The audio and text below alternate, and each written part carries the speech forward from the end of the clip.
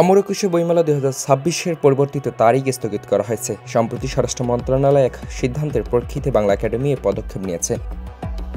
কিছুদিন আগে জানানো হয়েছিল ফেব্রুয়ারির পরিবর্তে আগামী বইমেলা এই বছর 17 ডিসেম্বর হবে।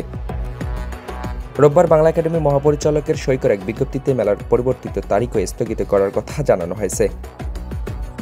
বিজ্ঞপ্তিতে বলা হয়, স্বরাষ্ট্র মন্ত্রণালয় গত 21 সেপ্টেম্বর একটি সিদ্ধান্ত গ্রহণ করে। সেটি হল অমর একুশে বইমেলা আসন্ন জাতীয় নির্বাচন পরবর্তী সময়ে আয়োজনের ব্যবস্থা গ্রহণ করতে হবে। এই প্রেক্ষাপটে বাংলাদেশ পুস্তক প্রকাশক ও বিক্রেতা সমিতি ও সংশ্লিষ্ট অন্যদের মতামতের ভিত্তিতে বইমেলা 2026-এর যে তারিখ নির্ধারণ করা হয়েছিল তা স্থগিত করা হলো। প্রকাশক ও অন্য অংশীজনদের পরামর্শ অনুযায়ী পরবর্তী সময়ে নতুন তারিখ নির্ধারণ করা হবে।